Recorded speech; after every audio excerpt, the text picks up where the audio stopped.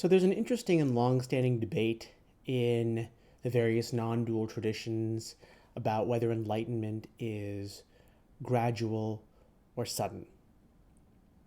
On the gradual side, you have examples of many mystics who have spent their entire lifetimes meditating and then gain realization, so to say.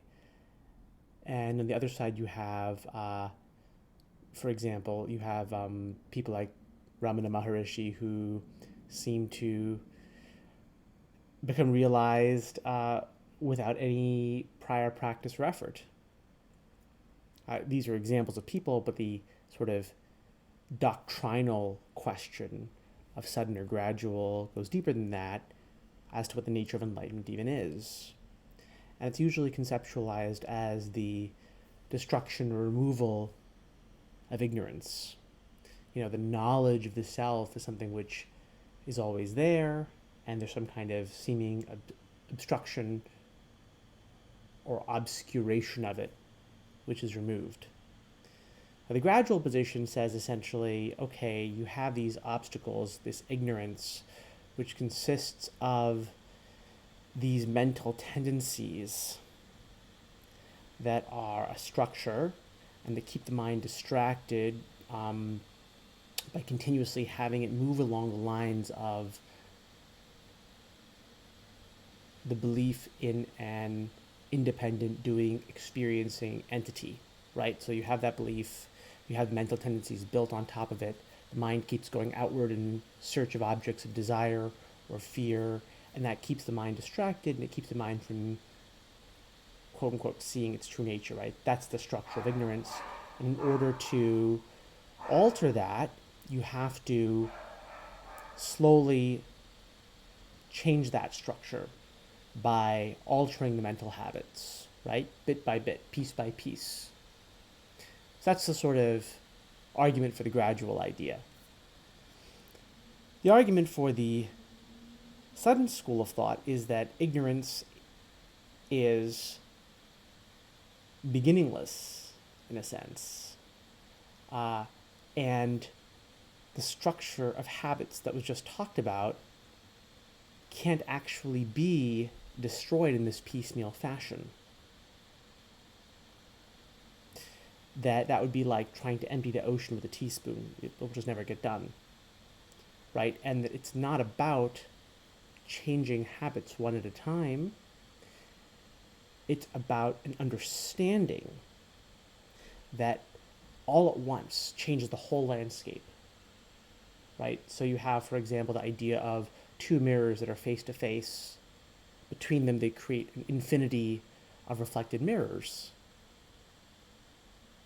Now, if you try to count those mirrors one by one, that would be like the gradualist position. Or you could just move the angle of one of the mirrors, and then all the reflected mirrors disappear all at once. So this is the idea of understanding and suddenness as being the essence of enlightenment. And then in a way there's a third idea, which is neither sudden nor gradual. Because the realization that is embodied in awakening or liberation or enlightenment is that, in fact, even the idea of ignorance is ignorance. There is no ignorance. There never was any ignorance. There was not even the appearance of ignorance. So how could it be destroyed, either gradually or suddenly? It couldn't be. It couldn't be destroyed, for there's nothing to destroy. So the real truth is that all three of these perspectives have their place. For the seeker, the mind has to typically be purified, drawn inward, and concentrated, and that is through a happening of gradual change of mental habits, which occurs in an iterative way. You know, it is something that happens over time, bit by bit, so to say. And from the gradualist position, someone like Ramana Maharishi, who seemed to gain enlightenment all at once and without any prior practice, might have done that in a prior lifetime. If you believe in this lifetime, And certainly you can believe in prior lifetimes. If there are no lifetimes, it's a different issue. So that's the gradualist perspective. But the gradualist perspective then leads up to the point of having a pure enough mind to understand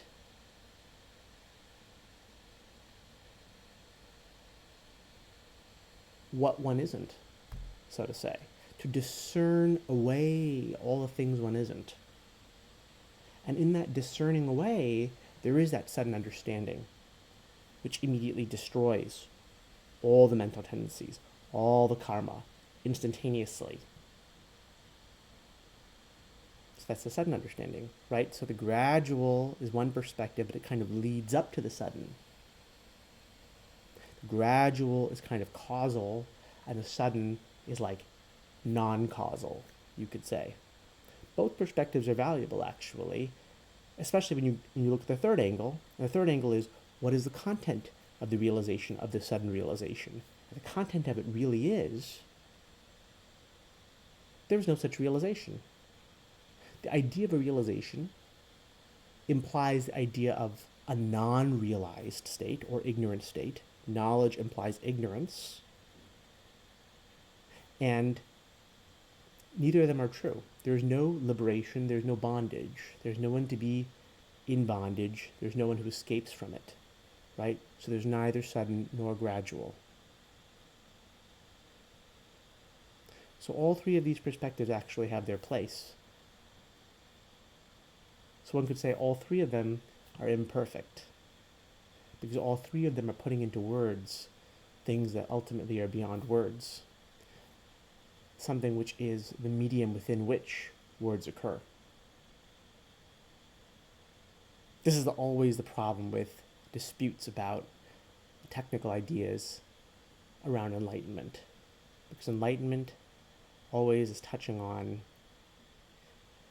what is ignorance, and that whole sphere is balled around this mystery, right? That is inherently going to defy the mind's attempt to fully understand it, because it's about what is beyond the mind.